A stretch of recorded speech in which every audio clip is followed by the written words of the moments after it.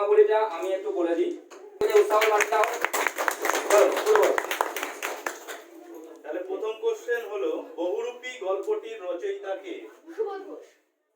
তাহলে 10 দিয়ে দাও।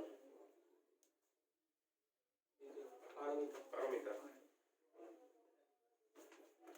কিশোর একটা ইয়ে করবি, 2 নম্বর ক্যান্ডিডেটের কাছে যাচ্ছে এটা বলে দিই। আচ্ছা, সেকেন্ড জনের জন্য কোশ্চেন, সন্ন্যাসী কতদিন জগদীশ বাবুর বাড়িতে ছিলেন? 7 দিন। 3 নম্বরের কোশ্চেন, জগদীশ বাবু কিভাবে সন্ন্যাসীর পায়ের ধুলো নিয়েছিলেন?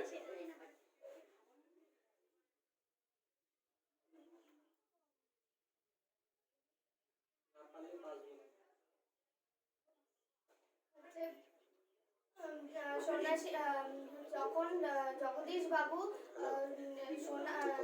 সন্ন্যাসীকে কাঠের খড়মে সোনার গোল খড়মটি লাগিয়ে পরিয়ে দিয়েছিলেন, তখন তিনি সন্ন্যাসীর পায়ে ধুলো নিয়ে নেন। তাহলে 4 নম্বর তো তাহলে ওরই কোশ্চেন নিতে হবে। ওরই ওরই কোশ্চেন মানে সংখ্যার কোশ্চেন। হরিদার ঘরে কজন আড্ডা দিত? 4 জন।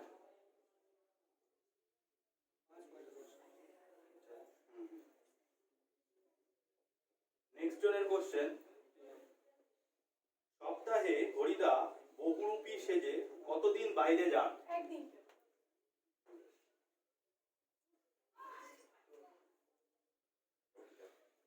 নেক্সট জনের কোশ্চেন, হরিদা কোথায় পুলিশ সেজে গিয়েছিলেন? দয়াল বাবু লিচু বাগান। এবার বর্ষা। তারপরের জন, বড় চমৎকার ছিল কোন সময়ের চেহারা?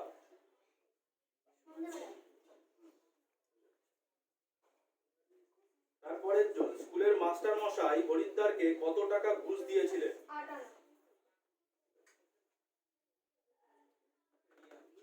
তারপরের জন, গল্পে সুন্দর সন্ধ্যায় কিরকম বাতাস বইছিল? বেশ দরকার, দেখা যাচ্ছে রিয়া।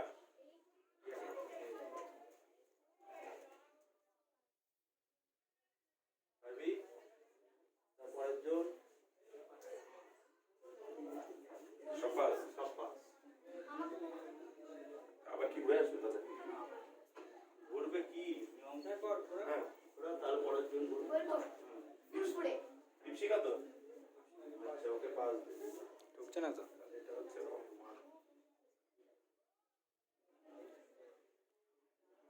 এসএমএস করছে। তোর কোশ্চেন, ঠিক আছে?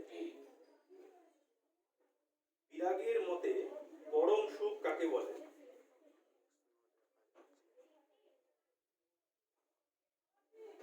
আরবি। কাকে বলে? এর কোশ্চেন, হ্যাঁ ফার্স্ট ছিল। আরবি হ্যাঁ, বল। সব সুখ থেকে মুক্ত হয়ে যাও।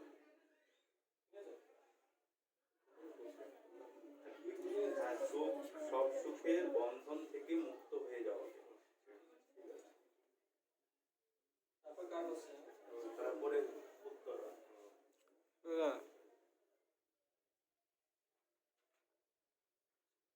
Network problem. হোয়াটসঅ্যাপে বল। আচ্ছা, পথের দাবিতে পুলিশ স্টেশনে প্রবেশ করিয়া কি দেখা গেল? যখন পুলিশ স্টেশনে প্রবেশ করলেন তখন দেখেন ওখানে 6 জন লোক বসে রয়েছেন এবং সেখানে মানে টিনের কোট এবং কিছু পোটলাপুটলি ছিল।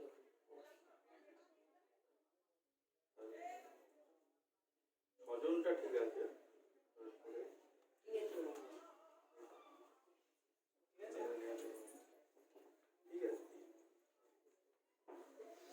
তারপরে পলিটিক্যাল সাসপেক্ট কে ছিলেন পথের দাবিতে?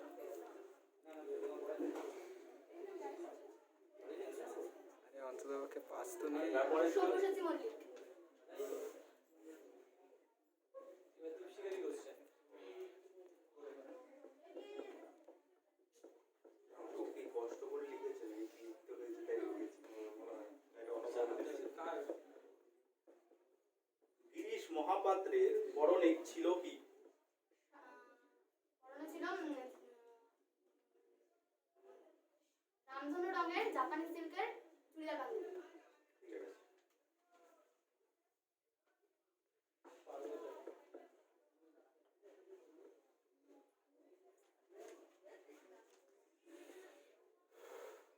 তপনের লেখা গল্পটি সর্বপ্রথম কাকে দিয়েছিল? ওটা ছোট বয়সে। তারপরে দুঃখের মুহূর্তে তপন কিসের সংকল্প করছিল? যে যদি কোনোদিনও সে গল্প চাচ্ছে তাহলে সে নিজেই যাবে।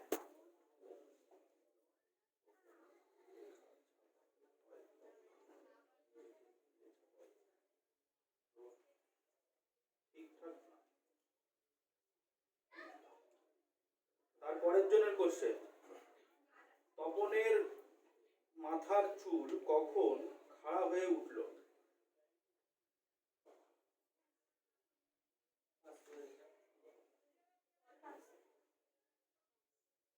যখন সে একটা গল্প লিখে নিজে নিজে পড়ে মাথাটা খারাপ হয়ে নিজের লেখা গল্প, নিজের লেখা গল্প পড়ে নেক্সট জনের কোশ্চেন, কার কোশ্চেন হয়ে লাস্ট? নেক্সট জনের কোশ্চেন হলো, ছোট মাসি তপনের থেকে কত বছরের বড় ছিল? আর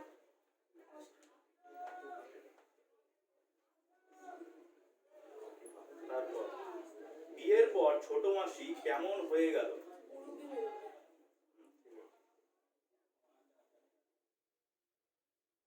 তপন কি বিষয়ে গল্প লিখেছিল? স্কুলে ভর্তির প্রথম দিন।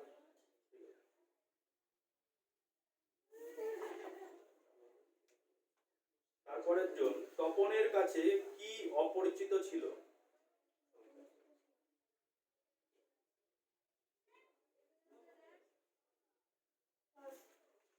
আর গল্প লেখাটা পড়ার সময় যে হয়েছিল সেটাই।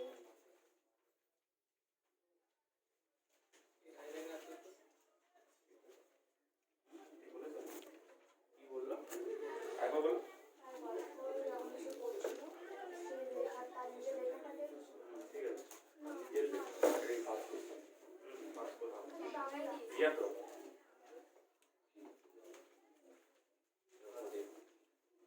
তারপরে তপনের নতুন মেসমশাই পেশায় কি ছিলেন? না না, সরি। পাঁচের কোশ্চেন। তারপরের জনের কোশ্চেন, তপন কি বিষয়ে সন্দেহ ছিল? তার ছোট মাসে যে গল্পটি ছাপাতে হয়েছিল তখন যখন গল্পটি আসে তার হাতে তখন দেখে যে তার হাতে তার লেখা নয়, সম্পূর্ণ কারেকশন করে দেওয়া হয়েছিল। এখানে তখন তপন নিজে লেখা চিনতে পারে।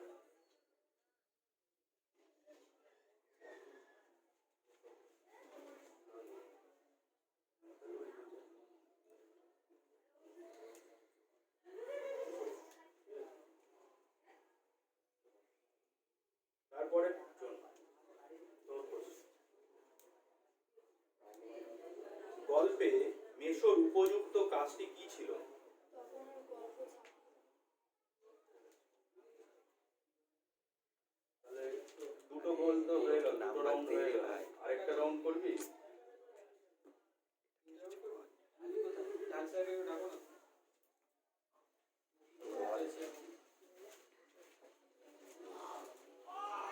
আচ্ছা, দুটো রাউন্ড করে কার কি কোর্স তোর একটু বলে দে। দুটো রাউন্ড হয়ে গেছে, দুটো রাউন্ড কমপ্লিট হয়ে গেছে। এদের নামে তো তুই গল্প করে দিবি। আর কি করবি? আর কি করবি নাকি এখানে কমপ্লিট করবি? নিউ পেন, এটা কি ওল্ড?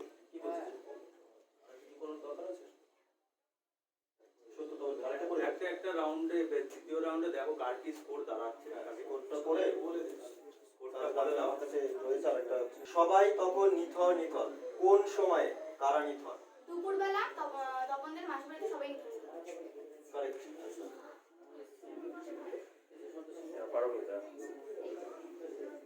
কিন্তু তাই কি সম্ভব? কি সম্ভব? কিন্তু তাই কি সম্ভব? কি সম্ভব? অমনি একটা লেখলো আর ছাপা হয়ে গেল।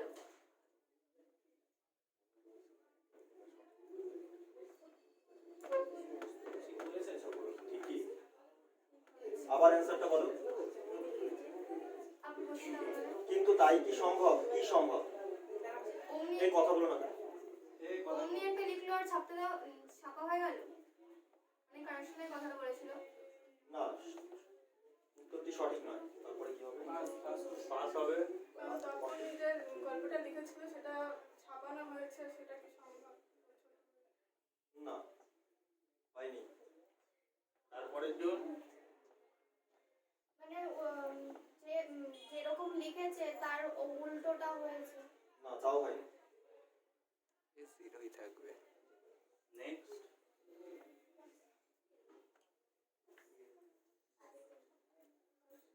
সন্ধ্যাতারা পত্রিকা ছাপা হয়েছিল। না, সঠিক অ্যান্সার না, কাছাকাছি হচ্ছে। মেসোমশাইকে যখন তখন মাসি যখন মেসোকে গল্প ছাপা দেয় তখন ছাপা হওয়ার পর তপনের কাছে আসে, সেই লেখাটি নিয়ে আসে। সবাই যখন শোনে যে তপনের লেখাটি কারেকশন করা হয়েছিল তখন বলেছিল যে এই কখনো সম্ভব নয়। ভুল অ্যান্সার সব। দীপিকা সবার কি?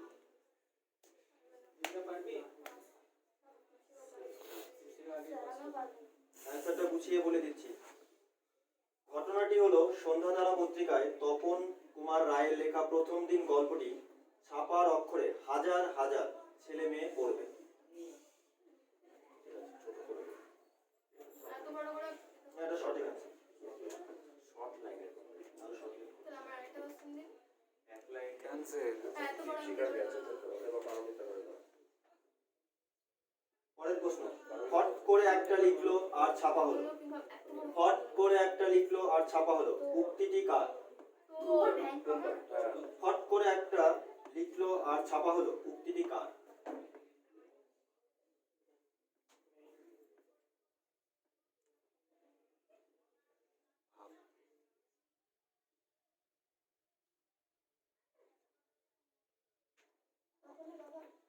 তপনের বাবার। Correct answer.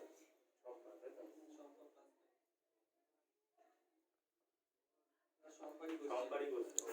পরের প্রশ্ন। কোনখান থেকে টুকলি ভাই করিসনি তো, কে বলেছেন? ছোট মাসি। ছোট মাসি। Correct answer. আইডিয়া। তোমার গল্প তো দিব্যি হয়েছে, এ কথা বলার উদ্দেশ্য? কারণ সে স্কুলে পড়তে হওয়ার প্রথম পরিস্থিতিতে লিখেছিল। না, তোমার গল্প তো দিব্যি হয়েছে, এ কথা বলার উদ্দেশ্য? দুটি শব্দে উত্তর।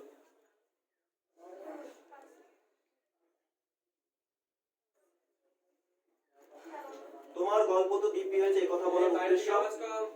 এই প্রশ্ন করছি তো এখানে। কারণ সে একটা গল্প লিখেছে।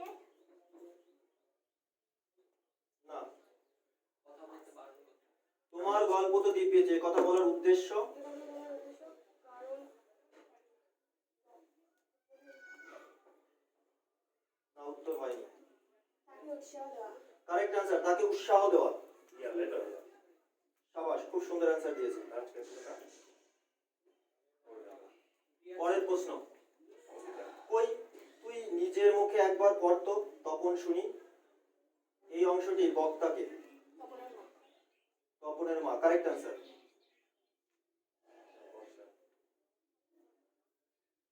এ কি ব্যাপার? ব্যাপারটি কি? এ কি ব্যাপার? ব্যাপারটি কি? তারপরে গল্পটা বহু আলাদা কালেকশন করা হয়েছে। না, এ কি ব্যাপার? ব্যাপারটা কি?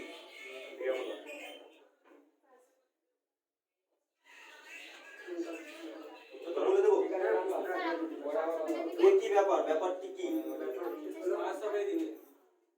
ব্যাপারটি হচ্ছে তপন যখন তার তিনটি শব্দ উত্তর দেওয়া তো নয়, তিনটি শব্দ। তার লেখাটি সে চিনতে পারছে না। না, ভুল। তারপর বলো। তখন একটা আস্তে গল্প লিখে ফেলেছে। দীপশিখের অ্যান্সার কারেক্ট। একটি গল্প লেখা, একটা গল্প লিখেছে, আস্ত গল্প, সেটাই হচ্ছে উত্তর।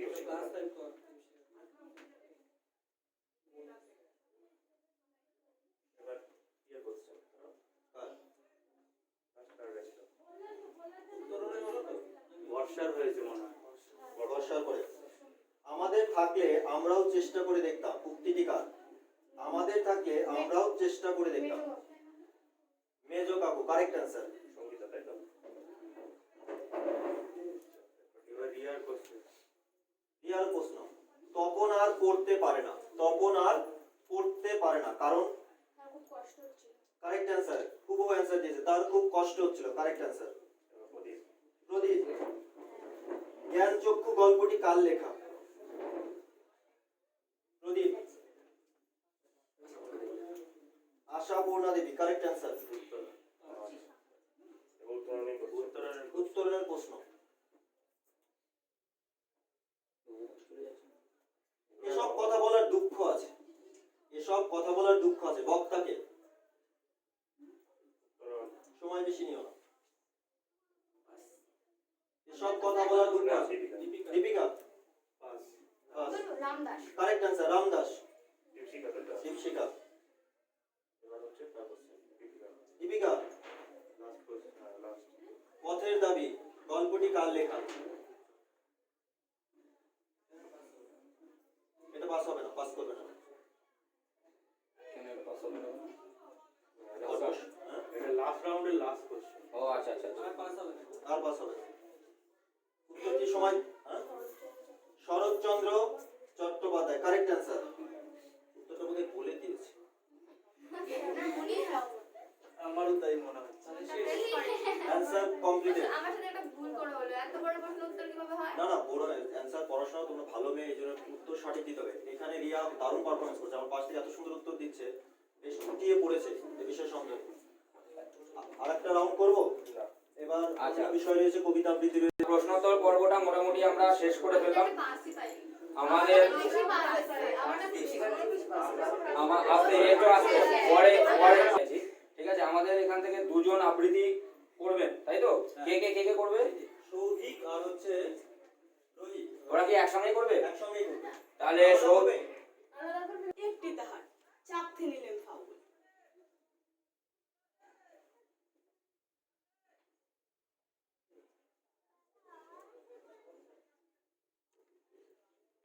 প্রথম থেকে আবার বইটা নেই, কারো কাছে বই নেই? নিয়ে ডায়েরিটা। এই কেউ ডায়েরিটা দিয়ে দেখি। খাবার দিলেন ভাগ করে, বললে না কো মুখেও কিছু, ফেললে ছুঁড়ে রাখ করে। জ্যাঠাই মাঝে মেঠাই দিলেন, দুই ভাইতে খাও বলে। 10টি ছিল একটি তাহার, চাপতে নিলেন খাও বলে। আর যে নটি ভাগ করে দেয়, 3টে দিলেন গোবলা। তবুও কেবল হ্যাংলা ছিল, আমার ভাগেই চোখ রাখে। বুঝিয়ে বলি, কাঁদিস কেন, তুই যে নেহাত কনিষ্ঠ, বয়স বুঝে সামলে খাবি, তা নইলে হয় অনিষ্ট।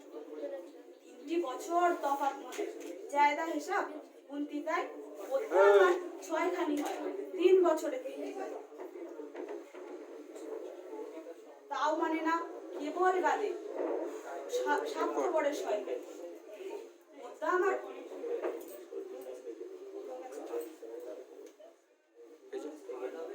হয়ে গেছে। কবি আশরাফ সিদ্দিকীর লেখা কবিতা 21-এর কবিতা। পাখি সব করে রব, রাতি পোহাইল, কাননে কুসুম কলি সকলি ফুটিল। কবেকার পাঠশালায় পড়া মন্ত্রের মতো সেই সুর, সুর নয় স্মৃতির মধু ভাণ্ডার। সেই আমার দেশ, মাঠ, বন, নদী, আমার দেশের জারি, শাড়ি, ভাটিয়ালি, মুর্শিদি, আরো কত সুরের সাথে মিশে আছে আমার মায়ের মুখ। আমার মায়ের গাওয়া কত না গানের কলি। বিন্নিধানের মাঠের ধারে হঠাৎ কয়েকটি গুলির আওয়াজ, কয়েকটি পাখির গান শেষ না হতেই তারা ঝরে গেল, পড়ে গেল মাটিতে। সেই শোকে কাল বৈশাখীর ঝড় উঠলো আকাশে, মাঠ কাঁপলো, হাট কাঁপলো, পাট কাঁপলো, বন কাঁপলো, মন কাঁপলো। ইতিহাস থমকে দাঁড়িয়ে লিখে নিল সব, তাই তো সহস্র পাখির কলতানে আজ দিগন্ত মুখর। তাই তো আজ দেখো এই মিছিলে এসে দাঁড়িয়েছে আমার মা, যিনি বাংলা ভাষায় কথা বলতে বড় ভালোবাসেন।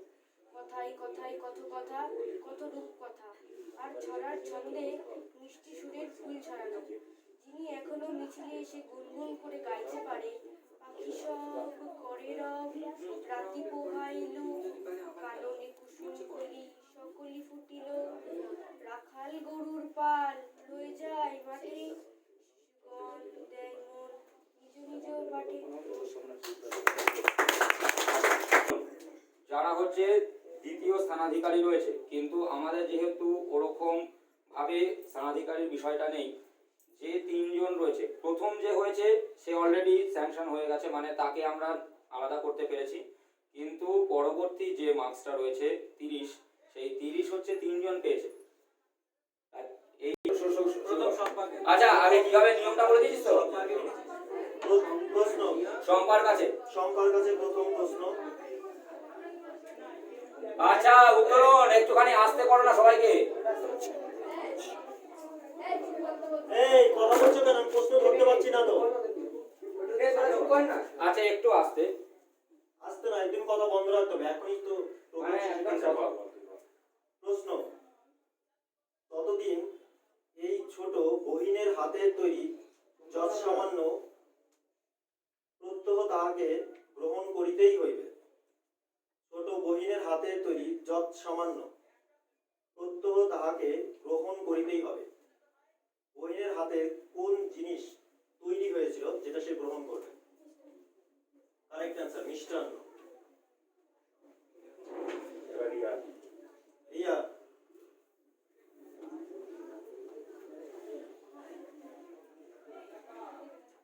ক্ষণকালের জন্য আরক্ত হইয়া উঠিল। কার কথা এখানে বোঝানো হয়েছে? ক্ষণকালের জন্য আরক্ত হইয়া উঠিল।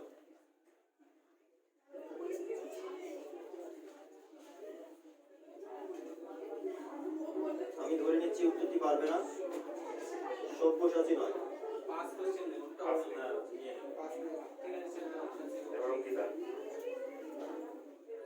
নতুন প্রশ্ন করবো, তাই তো?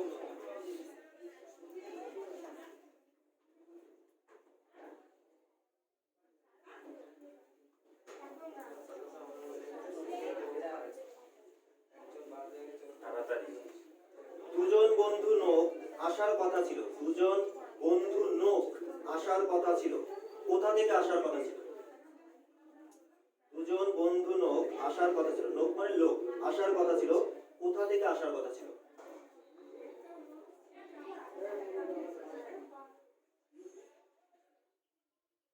অনেকটা সময় নিচ্ছে, ধরেছি উত্তর। আচ্ছা, তাহলে আমরা দ্বিতীয় স্থানাধিকারীকে পেয়ে গেলাম।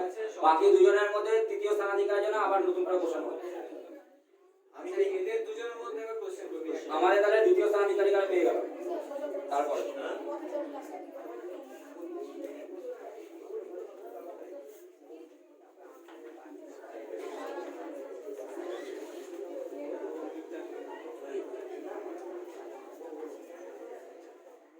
হ্যাঁ, সুপার ওভার পেয়েছি।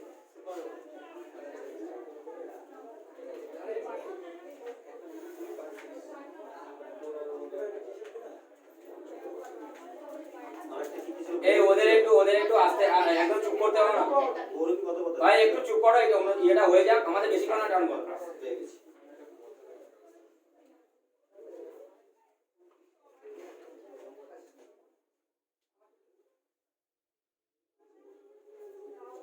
এই টাকা আমি দিলাম রিয়াকে। রিয়া, এই টাকা আমি দিলাম। কিসের জন্য টাকা দেওয়ার কথা বলা হয়েছে? এই টাকা আমি দিলাম। কারেক্ট অ্যান্সার তীর্থ ভ্রমণের জন্য।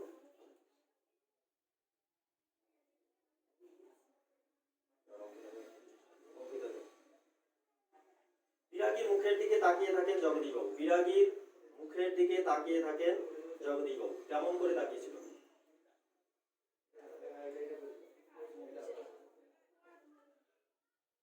বিরাগীর মুখের দিকে তাকিয়ে থাকেন জগদীশবাবু।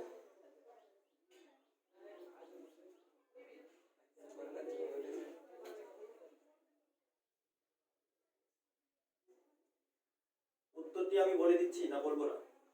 না, ওই না পারলে তো বলে দিতে হবে। অনেকটা সময় নিচ্ছে, হয়তো পারবে না। উত্তরটি হবে 2 হাত জোর করে। তাহলে আমরা তৃতীয় স্থানাধিকারীকেও পেয়ে গেলাম। আচ্ছা, একবার সবাই জোরে হাত তালি, কারণ আমাদের আচ্ছা, প্রথম, দ্বিতীয় এবং তৃতীয় স্থান আমরা সকল স্টুডেন্ট এবং অভিভাবক এবং আমার খুব কাছের মানুষদেরকে মানে আন্তরিক কি বলবো অভিনন্দন। তো নেতাজির ব্যাপারে বলার মতন তো অনেক কিছু আছে, বলতে গেলে সারা দিন কেটে যাবে।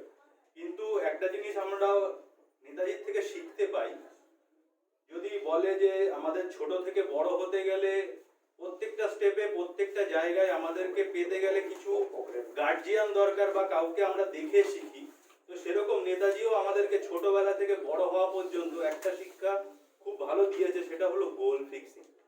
যে কি করে আমরা একটা গোলের মধ্যে ফিক্স করে সেখানে আমরা এগোবো। ওনার ছোটবেলা থেকে ইংরেজদের প্রতি যে ক্ষোভ আমরা দেখতে পাই এবং তার যে অত্যাচারিত কৃষকরা ছিল তাদের বিরুদ্ধে সবসময় ইংরেজদেরকেও প্রতিরোধ করে গেছে বিভিন্ন জায়গাতে, এবং সেটা মৃত্যুর আগ পর্যন্ত। এই যে গোল ফিক্স করা আমাদের লাইফেও সেটা খুব দরকার। যদি আমরা লাইফে আমাদের নিজেদের একটা গোল ফিক্স করতে পারি, তাহলে সেই জায়গায় আমরা যদি পৌঁছানোর চেষ্টা করি, একটা সময় আসবে যেখানে আমরা ঠিক সময় মতন পৌঁছে যাব। তো প্রত্যেকটা স্টুডেন্টের কাছে আমাদেরকে আমার বিশেষ করে একটাই রিকোয়েস্ট, যে তোমরা তোমাদের নিজস্ব একটা গোল ফিক্স করো, যাতে তোমরা একটা সময় পরে সেই গোলটাকে অ্যাচিভ করতে পারো। যেমন নেতাজিও আমাদের দেশের জন্য লড়াই করে আজকে আমাদেরকে কিন্তু স্বাধীনতাটা এনে দিয়েছে। এর থেকে আর বেশি কিছু বলবো না তার ব্যাপারে, কারণ তার ব্যাপারে তিনি তার বলিদানের কোনো শেষ নেই। বলিদান দিনের পর দিন তিনি বলিদান দিয়ে গেছে, এবং সেটা এখান থেকে না, তিনি ভারতে থেকে এবং ভারতের বাইরে থেকেও সেখানে অনেক কিছু করেছেন, এবং তারপরে আবার ভারতকে স্বাধীন করার জন্য আমাদের কাছে এসছে। তো তার যে এত পরিমাণ মানে কি বলবো ওটাকে অবদান, তো তার শেষ নেই। তো এখানে এইটুকু বলেই শেষ করব। তো সবাইকে ব্যাচের জুনিয়র হলেও সে আমাদের সঙ্গে সবসময় থেকেছে এবং এখনো রয়েছে। এবং সত্যি কথা বলতে কি, ওকে আমরা খুব শর্ট নোটিসে আজকে পেয়েছি। আমি কালকে রাতে 11কে ফোন করলাম যে ভাই কালকে 23 জানুয়ারি আমাদের শুভ্রর বাড়িতে একটা প্রোগ্রাম হবে। তা ও এর আগে কোনোদিন শুভ্রর বাড়িতেও আসেনি। সেক্ষেত্রে ও কিন্তু এক কথায় খালি আমাকে বললো, সত্যতা তুমি খালি বলো কোন জায়গাটা, আমি পৌঁছে যাবো। তা আমি আজকে সকালে সেখানে পৌঁছানোর পর ওকে ফোন করলাম, স্নান করে একদম মানে আমাকে ডিস্টার্বও করেনি, ফোনও করেনি যে কোথায় কোন বাড়ি, ও ঠিক খুঁজে চলে এসেছে। তাই ওর এই যে মানে আগ্রহ এবং এই যে আমাদের সহযোগিতা, এটা কিন্তু বারে বারে বলবো যে আমাদের কাছে খুবই মুগ্ধ করে, এবং আমরা যখনই করি আমরা কাছে পাই।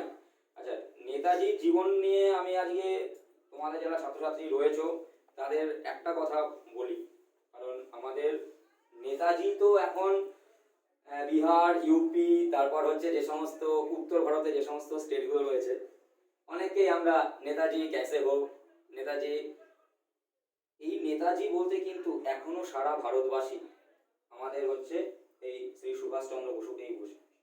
কারণ লিডারশিপ আর হচ্ছে নেতাজি কথাটার সঙ্গে ওনার যেরকম একটা আত্মিক বন্ধন বা যে চিরস্থায়ী বন্ধন হয়ে রয়েছে, সেটা কিন্তু আমরা কিন্তু সহজে ভুলতে পারি না। উনি শুধুমাত্র আমাদেরকে পথ দেখাননি, উনি সেই পথ এমনভাবে উনি গেছেন, সেই পথ আজও প্রাসঙ্গিক এবং আজও ছত্রে ছত্রে আমাদের জীবনের সঙ্গে জড়িয়ে আছে। উনি 2-4টে খুব ইম্পর্টেন্ট কথা বলেছেন, তার মধ্যে একটা কথা বারে বারে এসছে, পুরো যদি আমি লাইনটা বলি সেটা হচ্ছে, it is blood alone that can play the price of freedom. একমাত্র রক্তবিন্দু যে আমাদের এই স্বাধীনতার স্বাদ এনে দিতে পারে। ওর পরে উনি বলেছেন যে give me blood and I will give you freedom, যে আমাকে তোমরা রক্ত দাও, আমরা তোমাদের স্বাধীনতা দেব। তা এই রক্ত বলতে উনি কি আমাদের সত্যিকারের যে হচ্ছে রক্ত কণিকা মিশ্রিত যে রক্ত অর্থাৎ সিরাম, সে কথা বলেছেন? উনি রক্ত বলতে একটাই কথা বোঝাতে চেয়েছেন, যে পরিশ্রম, উদ্যোগ। আমরা যারা ছাত্র অবস্থায় রয়েছি, যা ছাত্রছাত্রী যারা রয়েছি, তাদের মধ্যে যদি আমাদের উদ্যোগী হই, পরিশ্রম করি, তাহলে আমরা আমাদের যেটা একটু আগে কিশোর বললো যে গোল ফিক্সিং অর্থাৎ লক্ষ্য নির্দিষ্ট করে আগে নেওয়ার পরে সেই পথ ধরে এগোতে হবে। আমরা যেটা করি সেটা হচ্ছে ছাত্রাবস্থায় যারা রয়েছি, ঠিক আছে চল পড়াশোনা শুরু করলাম, করতে করতে কেউ মাধ্যমিকে কিরকম নাম্বার হলো, হয়েছে মোটামুটি, ঠিক আছে তাহলে সায়েন্স নেবি, না সায়েন্সটা নেওয়া যাবে না, নাম্বার অঙ্কে খুব নাম্বার কম এসছে, ফিজিক্যাল সায়েন্সও খুব একটা পেলাম না, চল আর্টস নিয়ে। না তোর কিন্তু ম্যাথটা তুই যাই হোক না কেন কম আছে, তুই কিন্তু তাও ম্যাথটা টানতে পারবি, তাহলে স্ট্যাটিস্টিক্স অ্যাকাউন্টেন্সি নিয়ে পড়ে নি, তাহলে হচ্ছে কমার্স নিয়ে। এই যে সিদ্ধান্তহীনতার মধ্যে পারিপার্শ্বিক কিছু ইনফ্লুয়েন্সের মধ্যে দিয়ে আমরা যে আমাদের সাবজেক্ট বা ভবিষ্যৎটাকে বেছে নিই, এই বিষয়গুলো যেন ওই অবস্থায় বেছে না নিয়ে আমরা যদি প্রথম থেকে একটা পরিকল্পনা করে নিই। আমার দেখা গেলো মাধ্যমিক আমি কল্যাণী এক্সপেরিমেন্টালে পড়েছি, আমাদের শুভ্র পড়েছে, আমি দেখেছি খুব ভালো ভালো অঙ্কে নাম্বার পেয়েছে, খুব ভালো ভালো ছাত্রছাত্রী রয়েছে যারা কিন্তু সায়েন্স নেওয়ার পরবর্তীকালে পড়েই নি, তারা আর্টসে এসছে। আর্টস মানে এখন একটা ধারণা হয়ে গেছে যে আর্টস নিয়ে পড়া মানে একটুখানি ব্যাকডেটেড ছেলে, একটুখানি কম পড়াশোনায় ভালো ছেলে, কিন্তু সেই বিষয়টা নয়। আমাদের এই যে সুভাষচন্দ্র বসু, ইনি তো কিরকম পড়াশোনায় ছিলেন, কিরকম মেধাবী ছিল আমি সবাইকেই বলবো জানি, কিন্তু উনি তো সায়েন্স অনায়াসে নিতে পারতেন। উনি কিন্তু নিয়েছেন হচ্ছে ফিলোসফি, উনি ফিলোসফিতে ব্যাচেলার ডিগ্রি বিয়ে করেছিলেন, মানে হচ্ছে ব্যাচেলার অফ আর্টস। তাহলে ফিলোসফি নিয়ে উনি পড়েছেন এবং সেইটা নিয়ে উনি কিন্তু পরবর্তী দিকে এগিয়েছেন। তা ওনার ছোট্ট ছোট্ট কয়েকটা ঘটনা বলি যেটা আমাদের কাছে খুব ইন্সপিরেশন, মানে যেটা আমাদের কাছে একটা উদ্যমিক বার্তা হবে। সেটা হচ্ছে সুভাষচন্দ্র বসু প্রত্যেকবারই একটা ছিলেন, যেটা একটাকে কিশোর বললো, যে তখন আমাদের ব্রিটিশ সমাজ বা ব্রিটিশ রাজ ছিল, সেই সময় কি হতো যে স্বদেশী একটা নেশা ছিল, স্বদেশী বা বিপ্লবী চিন্তাধারাটা নেশা ছিল। আজকে যেমন আমাদের মধ্যে কিছু কিছু জায়গায় অনেকজনের মধ্যে খেলা পাগল ছেলে আছে, কিছু কিছুর মধ্যে আছে গল্পের বই পড়া ছেলে আছে, কিছু কিছু ছেলেদের মধ্যে এখন দেখছি পাবজি খেলছে, তাই না? যে পাবজি পেয়ে গেছি মানে ব্যাস চারজন হয়ে গেছি। তখনকার দিনের আমাদের এই দেশকে স্বাধীন করার যে জুনুনটা একটা হচ্ছে ফার্সি শব্দ, কিন্তু যেটার আসল কথা হচ্ছে যে উদ্যম, সেটা কিন্তু আমাদের কিন্তু রমজানে তখন কাজ করত। তা সেই জুনুন বিপ্লবীদের একটা নেশার মতো কাজ করত, কিন্তু সুভাষচন্দ্র বসু সেই বিপ্লবীদের দলে নাম লেখানো সত্ত্বেও নিজের প্রতিভাকে, নিজের সম্পদকে বারে বারে কিন্তু শানিত করে গেছে। সিভিল সার্ভিস পরীক্ষা দিতে ওনার পিতা জানা যাবে সব অ্যাডভোকেট ছিলেন, একজন জানকীনাথ বসু, ঠিক আছে? এখন তো নেতাজি একটা সিরিয়াল আমাদের জি বাংলায় তো না স্টার জলসা, জি বাংলায় হয়েছে, আমরা সবাই নেতাজির সঙ্গে কম বেশি পরিচিত। তা সেই যে জানকীনাথ বসু ওনাকে পাঠিয়েছিলেন যে যা তখন দিল্লিতে আর এলাহাবাদে আমাদের হচ্ছে ইন্ডিয়ান সিভিল সার্ভিস, মানে তখন আইসিএস ছিল, আইএএস বা আইপিএস বা আইএফএস এই বিষয়গুলো ছিল না, তখন একটাই ছিল ইন্ডিয়ান সিভিল সার্ভিস, আইসিএস পরীক্ষার জন্য পাঠিয়েছে।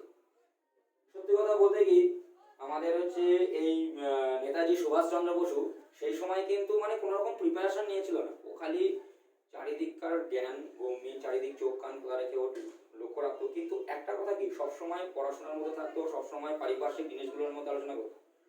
ও যখন গেছিল, যখন ইন্টারভিউতে ও যখন পরীক্ষা দিতে গেছিল, তখন ওর বাবা ওকে তার বললো কিরে পরীক্ষা দিবি তো? তার বলতে তখন আমাদের টেলিগ্রাফ ছিল না, তার বললো। তা ওর দিল্লির রাস্তায় ঘুরে বেরিয়েছে, মানে আমাদের কি পরীক্ষা কালকে, মানে আমি 7 দিন দরজা বন্ধ করে রয়ে গেছি, খাওয়া দাওয়া খালি ও সময় উঠছি, স্নান আর বাথরুমের সময় উঠছি, বাকি সময়টা পড়ছি। কিন্তু উনি কিন্তু পরীক্ষার আগের দিন পুরো দিল্লি ঘুরে তার নোটবুকে লিখছে যে আমি দিল্লির এখানে গেলাম, আজ কুতুব কমপ্লেক্সে গেলাম, আর এখানে গেলাম, আমার ডায়েরিতে লিখছে। কিন্তু পরবর্তীকালে যিনি পরীক্ষা দিলেন তখন কিন্তু উনি 4র্থ স্থান অধিকার করলেন, ঠিক আছে? রেজাল্ট যখন হলো, ভালো জায়গায় পোস্টিং, তখন খুব ভালো মার্কস পেয়ে উনি আর কি 4th হয়েছিলেন। কিন্তু উনি সেই যেহেতু উনি চাকরিটা পেলেন, কিন্তু উনি সেই চাকরিতে জয়েন করলেন।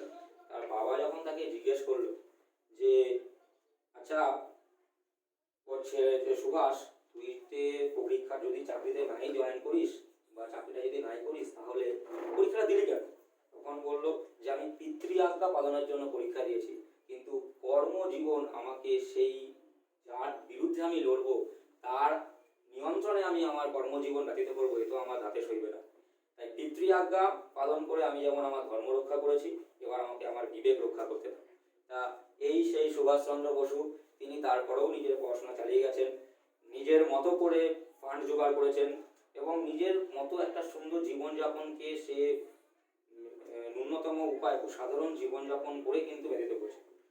ওনার একটা ঘটনা বলি, উনি আচ্ছা এখানে কয়জন জানে যে আমাদের নেতাজি সুভাষচন্দ্র বসু বিবাহিত না অবিবাহিত? কয়জন জানে? বিবাহিত। উনি বিবাহিত ছিলেন। ওনার যে পাণ্ডুলিপিগুলো ছিল সেই পাণ্ডুলিপিগুলো একজন অস্ট্রেলিয়ান মহিলা, নাম হচ্ছে এমিলি ফ্রাঙ্ক, উনি আর কি টাইপ করতেন। তা একেবারে কোনো শর্ট নোটিসে পারিপার্শ্বিক থাকার কারণে সে কিন্তু এই অস্ট্রেলিয়াতেই বিয়ে করেছেন। আর বিবাহর পরে বোধহয় ভারতে একবারই এসেছিলেন, উনি ওনার স্ত্রী একবারই এসেছিলেন, কিন্তু উনি এখন অস্ট্রেলিয়া, উনি মারা গেছেন 1996-এ। এখন ওনার মেয়ে বেঁচে আছেন, ওনাদের একটি কন্যা সন্তানও আছে, ঠিক আছে। তা উনি বিয়েটা করেছিলেন কিন্তু সেরকমভাবে কারোর কাছে পরিচয় সেরকমভাবে ছিল না। ওনার সাংসারিক জীবনটাও কিন্তু একদম দোলাচলের ভেতর ছিল, খুব একটা ইয়ে নেই। আমরা যেমন একটা সাংসারিক জীবন করি কি স্বামী স্ত্রী সন্তান নিয়ে একটা আলাদা করে গুছিয়ে একটা জায়গায় থেকে গোষ্ঠী সুখ যেটাকে বলি, সেই সমস্ত কিন্তু আমাদের ওনার দেশের জন্য ত্যাগ করেছে। সবচেয়ে বড় ব্যাপার উনি যেটা ছাত্রছাত্রীদের উদ্দেশ্যে বলেছেন সেটা হচ্ছে, if there are no risk to be taken, যদি তুমি তোমার জীবনে কোনো রিস্ক না নাও তাহলে কিন্তু তুমি কোনো কিছুই পেয়ে উঠবে না। ছাত্রছাত্রীদের উদ্দেশ্যে আমি একটাই কথা বলবো, জীবনে যেমন ঝুঁকি নিতে হবে এবং সেই ঝুঁকিটা নিতে হবে আমার কতটা ব্যাকগ্রাউন্ড আছে সেটা দেখে। যখন উনি ইংরেজদের বিরুদ্ধে লড়তে যাচ্ছে, উনি কিন্তু শুধুমাত্র জাপানি সেনা বা ভারতীয় সেনাদের নিয়ে লড়তে যাননি, উনি কিন্তু জার্মানির সঙ্গে আগে চুক্তি করেছিলেন। যাই হোক, পরবর্তীকালে জাপান এবং জার্মানির কাছ থেকে উনি সহায়তা না পাওয়ার জন্য ওনাকে পিছিয়ে আসতে বাধ্য হয়, সেটা পরের ব্যাপার। কথা যে দিয়েছিল তারা যদি পরবর্তীকালে যদি পিছিয়ে আসে, সুভাষচন্দ্র বসু আজ সফল হতেন যদি ওনার সঙ্গে জাপানি সেনা এবং জার্মান সেনা বিশ্বাসঘাতকতা না করতেন। হয়তো ওনার নামেই আমাদের দেশ স্বাধীন হতো, ওনার যুদ্ধেই হতো। যাই হোক, আমি আর একটা কথা বলে আমি আমাদের এই সংক্ষিপ্ত বক্তব্যটা দীর্ঘায়িত হয়ে যাচ্ছে। যখন আমাদের এই সমস্ত দেশানায়কদের কথা বলি আমি একটু আপ্লুত হয়ে পড়ি, একটুখানি আবেগে ঝরে পড়ি। ওনার একটা শেষ কথা আমি বলে দিচ্ছি। উনি আমাদের যখন সিভিল সার্ভিস পরীক্ষায়, একটা ছোট্ট ঘটনা বলি, অনেক বড় অংশ তার থেকে একটা ছোট্ট ঘটনা বলি। এখানে বিচারকরা যারা আর কি ইন্টারভিউয়ার যারা আছে তারা বসে আসছে, সুভাষচন্দ্র বসু তখন ঢুকছে, যেহেতু ভারতীয়দের ওরা বলতেন নিগার, নিগার মানে হচ্ছে কালো চামড়ার মানুষ, আর যারা সব লাল মুখো সাহেবরা বসে থাকতো তারা হচ্ছে নিগার হচ্ছে। একটা নিগার আসছে সুভাষচন্দ্র বসু ডাকো। যখন আসছে, যখন দরজা খুলে সুভাষচন্দ্র বসু প্রবেশ করছে, তখন সুভাষচন্দ্র বসুকে দেখে একজন ইন্টারভিউয়ার আর একজন ইন্টারভিউয়ার বলছে যে ওই দেখো একটা গাধা আসছে। তখন সুভাষচন্দ্র বসু রেগে একেবারেই যায়নি, কারণ সুভাষচন্দ্র বসুর একটা রাগের ঘটনা তোমরা সবাই জানো, যে ওটেন সাহেবকে সে মেরেছিল যখন দেশের বিরুদ্ধে গিয়ে কোনো কথা বলছিল, সেইখান থেকে একটা শিক্ষা নিয়েছিল। প্রত্যেকটা মানুষেরই ভুল হয়, উনিও কিন্তু সেই দোষ ত্রুটি মুক্ত ছিলেন না। উনি কিন্তু রাগের মাথায় তার প্রফেসরকে ঘুষিয়ে দিয়েছিলেন, তারপর ওনাকে সাসপেন্ড করা হয়। শেষে গিয়ে শিশির বসু মানে ওনার দাদা, ওনারা কিন্তু 14 জন ভাই বোন, উনি নবম, ঠিক আছে। সে শিশির বসু গিয়ে ওনার কাছে ক্ষমা চেয়ে প্রিন্সিপাল, সে ক্ষমা উনি চাইবেনই না। সে যাই হোক, বাবার আজ্ঞা, সেই পিতৃ আজ্ঞা, বারে বারে পিতৃ আজ্ঞা, তারপর হচ্ছে যারা জ্যেষ্ঠ দাদা রয়েছে তাদের আজ্ঞা মেনে উনি তাও কলেজে আবার ভর্তি নিয়েছিলেন। কিন্তু সেইটা কিন্তু ওনার কাছে জীবনের একটা শিক্ষা। উনি কিন্তু যখন ইন্টারভিউ যখন বলছে ওই দেখো একটা গাধা আসছে, মানে ফার্স্টেই আমাদের এমনিতেই যখন ইন্টারভিউতে যাই একটা নার্ভাস ফিল করি, কারণ আমিও 2-4 বার ইন্টারভিউ দিয়েছি আমাদের চাকরি বাকরি পরীক্ষায়। মানে একটা গলা মনে হচ্ছে যেন কেউ যেন ঝরে ঝুলছে। প্রথম 2 বার তো আমি ইন্টারভিউ ক্র্যাক করতে পারি, যাই হোক মনে হচ্ছে একটা জল পেলে ভালো হয়। ওরকম পজিশনে উনি কিন্তু খুব সহজে গেলেন, গিয়ে বললেন যে দাঁড়িয়ে থাকলেন এবং সবাইকে অভিবাদন করলেন, এবং যখন বলছে যে একটা গাধা আসছে, উনি একটা ছোট্ট একটা স্মাইল দিলেন। বলছে যে তুমি অপরকে জিততে পারো একটা হাসি দিয়ে এবং অপরকে ভাঙতেও পারো একটা হাসি দিয়ে। উনি হেসে বললেন, স্যার আমি যেটা ইংরেজিতে কথা হয়েছে আমি সেটা বাংলায় বলছি, স্যার আমি একটা সমাজের অঙ্গ, অর্থাৎ আমি মানুষ, তার মানে আমি সামাজিক জীব, আমি এই সমাজেই বসবাস করি, আমি সমাজের অঙ্গ। অতএব সমাজ হচ্ছে কি, সমাজ হচ্ছে দর্পণ, অর্থাৎ সমাজ হচ্ছে একটা আয়না। অতএব আপনি যখন আমার সামনে আসছেন তখন আমি হচ্ছি সমাজের অংশীভূত একটি আয়নার মতো। অতএব স্যার আপনি আমার মাধ্যমে আপনাদের নিজেদেরকেই দেখছেন। অতএব আপনি যদি আমাকে গাধা বলে সম্বোধন করেন, আপনি নিজেও কিন্তু গাধা। আজ গাধা বলেই গাধাকে গাধা বলে সম্বোধন করছেন, মানুষ হলে তাই কিন্তু মানুষের। এই যে কথাটা উনি বলেছিলেন, সেটা উনি চাকরি পাওয়ার আশায় তো আমরা অনেক সময় আমরা কে দেখেছি 3 Idiots, অনেকে দেখে না, একটা কথা আছে না যে চাকরি পাওয়ার আশায় হ্যাঁকে তো হ্যাঁ আমরা অনেকেই বলে দিই, কিন্তু কজন আছে যে এরকম সত্যি কথা বলার? তা উনি কিন্তু ওই সত্যি কথাটা বলেছিলেন এবং ওনার মার্কস এত ভালো ছিল যে ইন্টারভিউতে কতই কম নাম্বার দিল। আরও অনেক কথা হয়েছে, বেশি দীর্ঘায়িত করা আরও অনেক কথা হয়েছে, সেই কথাগুলো তোমরা যেহেতু শিশু হয়েছো, অ্যাডাল্ট কথা, সেই কথাগুলো আমি বলবো না। এবং সেই জায়গাগুলোতে দাঁড়িয়ে উনি কিন্তু খুব সহজেই ওই লালমুখ সাহেবদের চুপ করে দিয়েছিলেন। তাই অতএব কোনো পরিস্থিতি যদি আমাদের জীবনে আসে যেটা আমাদের কাছে খুব রুট, খুব কঠিন পরিস্থিতি, আমাদের ওই পরিস্থিতিতে মাথা গরম করে উল্টে ঘুষি মারা দরকার নেই, যেটা নেতাজির চরমপন্থী মনোভাব ছিল। কিন্তু উনি ইন্টারভিউতে দরজায় গিয়ে উনি কিন্তু চরমপন্থী ছিলেন, অবশ্যই ছিলেন, আমি অস্বীকার করছি না, কিন্তু উনি নিজের জীবনে কিন্তু প্রতিনিয়ত কম্প্রোমাইজ করে গেছেন। এমনকি যখন ওনার মৃত্যু, ওনার মৃত্যু নিয়ে তো এখনো অনেক জায়গায় সংশয় রয়েছে। ওনার মৃত্যু নিয়ে কথাটা বলে আমি শেষ করব। ওনার মৃত্যুর বিষয়টা হচ্ছে, আমরা অনেকেই জানি, বিশ্বাস করি বা মেনে থাকি যে উনি মারা যাননি, আবার অনেকেই বিশ্বাস করি যে উনি মারা গেছেন। তা আমাদের যে সমস্ত নোটবুক আছে বা ওনার সঙ্গে যারা ছিলেন, অ্যাকচুয়ালি উনি তাইহুকোর যে বিমানবন্দর, জাপানের তাইহুকো বিমানবন্দর, ওইখানে উনি আর কি ওই তাইহুকোর বিমানবন্দরে উনি অ্যাকচুয়ালি যেটা আর কি ডক্টর আনসারির কথা অনুসারে উনি ওনার পাশে ছিলেন। বিমান দুর্ঘটনায় ওনার গায়ে পেট্রোল, যে তখন তো পেট্রোল ট্যাঙ্ক বিমানের নিচে না থেকে উপরে থাকতো, পেট্রোলটা আসতো, ওই ভেঙে গিয়ে যখন ক্র্যাশ হয়, যখন ল্যান্ড করতে যাচ্ছে তাইহুকো বিমানবন্দরে, ওই পেট্রোল ট্যাঙ্কের তেলটা ভেঙে ওনার গায়ে পড়ে গেছিল। বিমান যেহেতু হচ্ছে ভেঙে পড়ার পরে একটু বসে রানওয়ের উপর দিয়ে গেছে, ওর ফলে স্পার্কে আগুন ধরে গেছিল। তো উনি ডাক্তার আনসারি এবং হাবিবুর রহমান দুজন ওনার সঙ্গে ছিলেন। ওনার সঙ্গে ওনারা নিজের তলায় ওই একটা মানে ডান পা না বা পা, যায় আমার খেয়াল নেই, একটা ভারী কিছু চাপ হয়েছিল, উনি বেরোতে পারছিলেন না, কিন্তু উনি নিজের কোটটা খুলে ডক্টর আনসারি বা দিকে ছুড়ে দিয়ে বলেছিলেন, হাবিবুরের দিকে ছুড়ে দিয়ে বলেছিলেন, ইসে আপনার বদন নিতে জল জায়গা, নিজেকে কিন্তু ইয়ে করেছিলেন। আর মাথায় হচ্ছে একটা 4 ইঞ্চি ক্ষত হয়েছিল, যেটা ডক্টর আনসারির ডায়েরি থেকে আমি জেনেছি। এগুলো সবটাই হচ্ছে মানুষের বিশ্বাস অবিশ্বাসের জায়গায়, কারণ এখনো অনেকে বিশ্বাস করেন যে নেতাজি বেঁচে আছেন। আমি কোনো কনফিউশন টানতে চেয়েছিলাম। ওনার গায়ে সেই পেট্রোল পড়ে উনি 80% পুড়ে গিয়ে তখনও ওনার মুখ পুরো ঝলসে গেছিল, মাথায় 4 ইঞ্চি ক্ষত ছিল, কিন্তু উনি তারপরে উঠে দাঁড়িয়ে মানে বলে গেছিলেন জয় হিন্দ বন্দে মাতারাম বলে, কিন্তু উনি ওই পুরো দগ্ধ 80% পোড়া, মানে সাংঘাতিক পোড়া, অন্ত্রগুলো ভেতরেও পুড়ে যায়। সেই সময় উনি কিন্তু আমাদের এই দেশের প্রতি শ্রদ্ধা অর্পণ করেছিলেন। এবং উনি দাঁড়াতে সে সময় পাননি, কিন্তু যদি আমরা কেউ দাঁড়াতে না পারি কি করি, এক হাত তুলে, ঠিক আছে, যখন জাতীয় সঙ্গীত হচ্ছে, তার কাছে পায়ে কারোর ব্যথা আছে, আমরা এক হাত তুলে দেওয়া মানে এই দাঁড়ানোর মতোই মর্যাদা। উনি এক হাত দাঁড়িয়ে স্যালুট করে তারপর উনি, যেটা আর কি কথা, কিন্তু এটা অনেকেই বিশ্বাস করেন, অনেকেই বিশ্বাস করেন না। 18ই আগস্ট উনি মারা গেছেন বলে ধরা হয়, এবং এইটা হচ্ছে জাপানের যে রেডিও ইয়েতে রয়েছে, সেখানে 22শে আগস্ট অ্যানাউন্স করা হয় রেডিও, তখন তো রেডিও বার্তা ছিল। এই ছিলেন আমাদের দেশনায়ক সুভাষচন্দ্র বসু, এবং ওনার অবদান শত শত রয়েছে আমাদের ছাত্র জীবনের ক্ষেত্রে। উনি আর কিছুদিন আগে আরেকজনের জন্মদিন গেলেন, ওনার ছবি এখানে নেই, বিবেকানন্দ বসু। আমাদের ছাত্রছাত্রীদের জীবনে নতুন জায়গা করে নতুন এই জীবনটা শুরু করছি, অর্থাৎ আমি তো মনে করি যে মায়ের কোল থেকে নামা মানে তার পরিশ্রম শুরু হলো, এবং এই সংগ্রাম চলবে 18 বছর অবধি।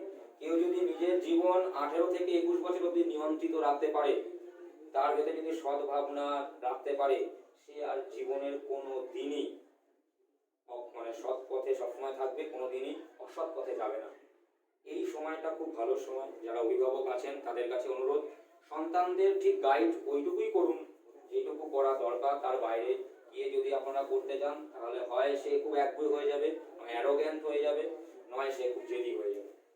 ঠিক 18 বছর অবধি একটু গাইড করে দিন, মানে উচ্চ মাধ্যমিক অবধি, ক্লাস 6-7 থেকে শুরু করে উচ্চ মাধ্যমিক অবধি একটু যদি গাইড করে রাখতে পারি আমরা আমাদের সন্তানদের, আমার মনে হয় আমরা সবাই সৎ পথে থাকবো, সৎ চিন্তা ভাবনা করবো, এবং সবাই মিলে আমরা একটা নতুন খুব ভালো সমাজ গড়ে তুলতে পারবো।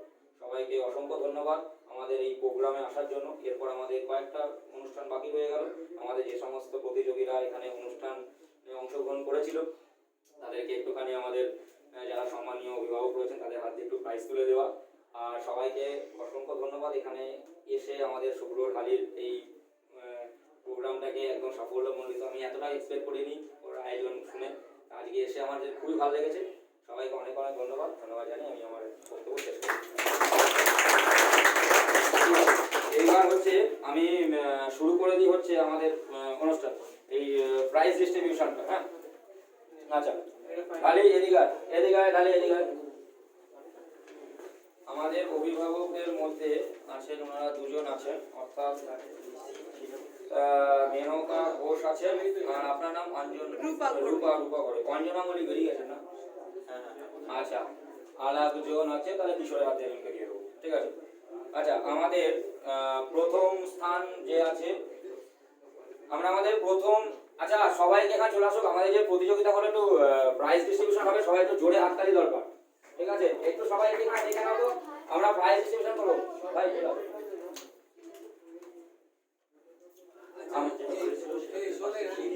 সেই লিস্ট আমার কাছে নেই, আমি আপাতত এটা করি, তারপর কি পরে করবো। তার নাম হচ্ছে অ্যানাউন্স কর। দীপশিখাকে আছো, দীপশিখা চলে আসো, সামনে চলে আসো। দীপশিখাকে আমাদের প্রথম পুরস্কার ধর। প্রথম পুরস্কার কোনটা? এটা প্রথম পুরস্কার তো? আচ্ছা, আপনি আসুন। আপনার নাম হচ্ছে রূপা ঘরুই। আপনাকে অনুরোধ করবো একটু সামনে এসে আমাদের দীপশিখা সামনে চলে আসুন। আচ্ছা, আমি এদিক আমি বলবো রূপা ঘরুইকে আমাদের দীপশিখা, আমাদের এই যে কুইজ প্রতিযোগিতা হলো, প্রথম পুরস্কার ওনাকে দেওয়ার জন্য জোরে হাততালি। আরো ভালো করে করতে হবে, ঠিক আছে?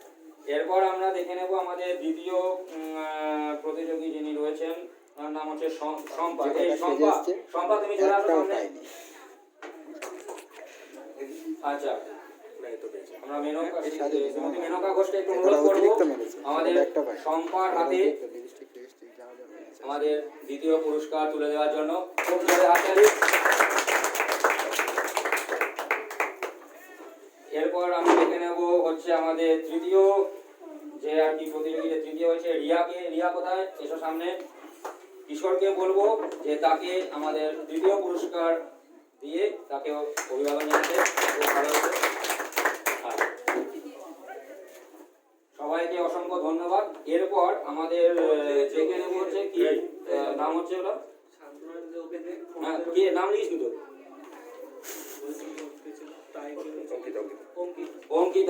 অঙ্কিতাকে ডেকে নেব। অঙ্কিতা অ্যাকচুয়ালি আমাদের এই রাউন্ডটা কিন্তু হচ্ছে যখন প্রথম রাউন্ড হয়েছিল ও কিন্তু দ্বিতীয় স্থান অধিকার করেছিল। সেই দ্বিতীয় স্থান যেহেতু তিনজনে অধিকার করেছে, আমরা বাধ্য হয়েছি সেই টাই করে তিনজনের মধ্যে দুজনকে ইয়ে করার জন্য। তাই তার জন্য তার জন্য ওকে আমরা ফেরাতে পারি না, ওকে হয়তো সেই সম্মান আমরা দিতে পারলাম না, কিন্তু জাস্ট উৎসাহ দেওয়ার জন্য একটি ছোট্ট সান্ত্বনা পুরস্কার আমাদের শুভ্র মাস্টারই ওনার হাতে তুলে দিচ্ছে।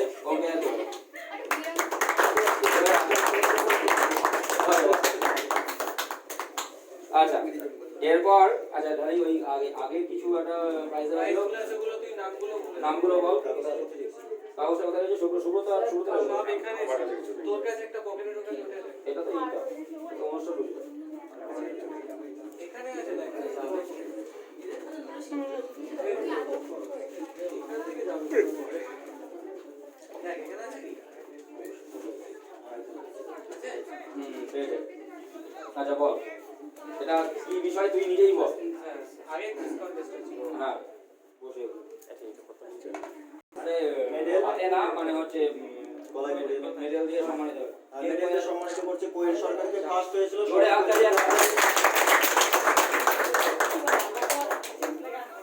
তারপরে দ্বিতীয় কে হয়েছে বল? দ্বিতীয় হয়েছিল প্রেরণা মল্লিক। প্রেরণাকে সামনে আসার জন্য, প্রেরণার সামনে চলে আসো। সামনে আসো। শান্তনু ভট্টাচার্য পুরস্কার তুলে দিচ্ছে প্রেরণার হাতে।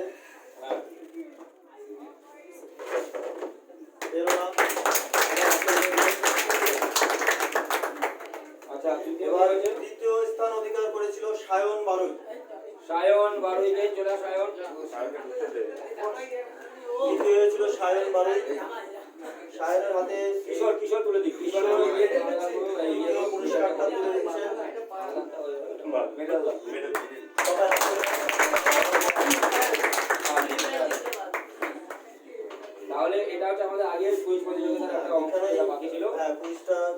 বাকি ছিল সেটাকে এই মধুরেণ সমাপয়াত করে দিলাম আমরা। এবার সবশেষে সত্যজিৎ কুমার সাহা, যার কথা না বললেই নয়, তারপরে শান্তনু ভট্টাচার্য, সুব্রত মুখার্জি আর কিশোর, এরা এসছে আমার এই প্রোগ্রামে। আমার এরা বন্ধুবর এবং তারা এসছে। আমার প্রথম থেকে বক্তৃতা দিতে একটু কষ্ট হচ্ছিল, তারপর আমার অভ্যস্ত তো নই, আমরা অতটা ভালো কথা বলতে পারি না। পুরনো স্টুডেন্ট তা সবাইকে একটু অনুরোধ করছি, তোমরা একটু মুখে একটু পুরো কেটে দাও। আর কারণ হচ্ছে এবার যারা যারা এসছে এদের পরিচয় জানানোর একটু দরকার রয়েছে। এদেরকে তোমরা দেখে মনে হচ্ছে ক্ষুদ্র ক্ষুদ্র, অতি সামান্য, নগণ্য, কিন্তু এরা নগণ্যের উপরে যদি কিছু থাকে, যশ সামান্য বলাটা ভুল হবে, এরা হচ্ছে শ্রেষ্ঠতম। তা এবার গুড, বেটার, বেস্ট যেটা ডিগ্রি হয়, সেই ডিগ্রির ঊর্ধ্বে যদি কিছু হয় সেটা আমাকে কিন্তু বলতেই হবে। তা আমি একে, যাকে আমি না বললেই নয়, ওয়ান অ্যান্ড অনলি, ঠিক আছে? সর্বোপরি একে তো তোমরা চেনো না, নামটাও হয়তো অতটা কেউ শোনোনি। এবার যারা একটু ওখানে পেছনে হাসি ঠাট্টা করছো, একটু শুনে নাও, পরিচয়টা জেনে নাও। তোমাদেরকে বলেছিলাম আমি অতিথি নিয়ে আসবো, আরো আমাদের যে সমস্ত শিল্পীরা ছিল সবাই আসতে পারেনি। এটা যত সামান্য একটা প্রোগ্রাম, এরপরে যেটা থাকবে আরো বৃহৎ ভাবে থাকবে। আগে থেকে বলবো। মানে এই ভদ্রলোককে দেখে তোমরা হয়তো কেউ চিনতেও পারছো না। এর নাম হচ্ছে সত্যজিৎ কুমার সাহা। ইনি বিসিএস অফিসার, কিন্তু দেখে এরকম সবাইকে নমস্কার, পরে আবার আলোচনা হবে। আর এদের পরিচয় আরেকজন রয়েছে এখানে আমি দেব। ইনি হচ্ছেন শান্তনু ভট্টাচার্য। ইনিও একজন ভালো পোস্টে রয়েছেন, এই সরকারি কর্মী। তিনি কলকাতা হাইকোর্টে রয়েছেন, দেখে এরকম মনে হচ্ছে, কিন্তু দাদা আমার বড় পদে রয়েছেন একজন। আমার এবং কেসটা আরেকজনের পরিচয় আমি দিয়ে দিচ্ছি এখানে, সুব্রত মুখার্জি। ইনিও একজন এখন আমার কেসটা স্বনামধন্য কিন্তু অঙ্কের মাস্টার মশাই। সামনে যে কোনো কেস আসলে তাকে দেখে আমার সবাই কেসটা কিন্তু তটস্থ, ভয়ে কম্পিত, কিন্তু তিনি অসাধারণ মানুষ, তার কথা না বললেই নয়। আর কিশোরের কথা কিছু বলার নেই, কিশোর একজন গুণী মানুষ, তার মনটা অনেক বৃহৎ। সেই অনুষ্ঠানে এসে আমি খুবই খুশি হয়েছি।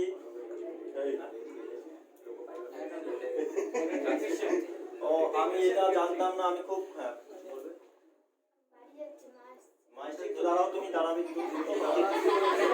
এই বললো এবার সেরা হচ্ছে কিশোরের পরিচয়টা আরো একটু সুন্দরভাবে দিচ্ছি। কিশোর খুব তাড়াতাড়ি মানে জয়েন করেনি, করবে খুব তাড়াতাড়ি। আমরা ওর ট্রেনে সফর করবো, কারণ ট্রেন চালাবে। এখানে আমরা ট্রেন চালকও পেয়ে গেছি। তা আমার ভালো লাগছে এখানে সবার সাথে থেকে এই অনুষ্ঠান করতে। এবং যাদের কথা না বললেই নয়, এখানে সমস্ত গার্জিয়ান মধ্যে দুজন রয়েছে, আরো যারা এসেছিল তারা চলে গেছেন। তারা এসছেন আমার এই মানে শুধু অনুষ্ঠানে আসার জন্য, তাদেরকে বলেছি তারা যে এত কষ্ট করে, আপনিও আসুন না, ভেতর আসুন। তা অনুষ্ঠানে এসছেন, তা ভালো লাগলো খুব অনুষ্ঠানে আসার জন্য। আর বক্তব্য যদি দীর্ঘায়িত করবো, অনেকে বোরিং হয়ে যাবে, এটা সহজ শব্দ। তা আমি আর 1 মিনিটও কথা বলতে চাই না, আমি 10 সেকেন্ডে আমার বক্তব্য শেষ করে দিতে চাইছি। যে সবাইকে আসার জন্য অসংখ্য ধন্যবাদ। এরকম প্রোগ্রাম আমরা আরো দ্রুত গতিতে করব, এবং আমাদের যে আগামী দিনের যে উদ্দেশ্য, প্রোগ্রামটাকে আমরা কতটা সুন্দর করা যায় তার জন্য আমাদের প্রচেষ্টা থাকবে। এবং এইভাবে আমাদেরকে সবাই সাহায্য সহযোগিতা করবে, এটাই আমরা আশা করি। আজকে এই 23শে জানুয়ারিটা অনুষ্ঠানটাকে, নেতাজির জন্মদিনকে সাকসেসফুল করার জন্য সবাইকে অসংখ্য ধন্যবাদ। আর ভুল ত্রুটি ক্ষমা মার্জনীয়, ঠিক আছে? আর বিশেষ কিছু বলবো না, সবাইকে ধন্যবাদ জানিয়ে আমি আমার বক্তব্য শেষ করছি। সবাই হাতে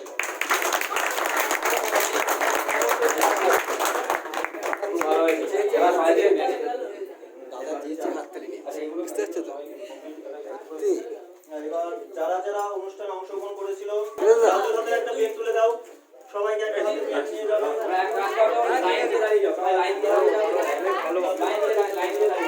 রাজু তোমার আহা ব্ল্যাক কালি আমি চাইছিলাম। Thank you thank you.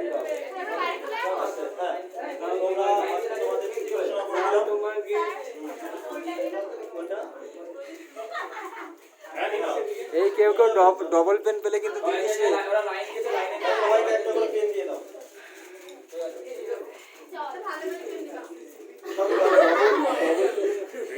সবাইকে এটাকে তো ঠিকঠাক করতে হবে, এটাকে আটাটা নষ্ট হয়ে যাবে। আটা আমি বাড়িতে আজকে নিয়ে যাবো, দিয়ে এমনভাবে তৈরি করবো এটাকে। আচ্ছা, এরকম ঘোরালেও তো কাজ হবে।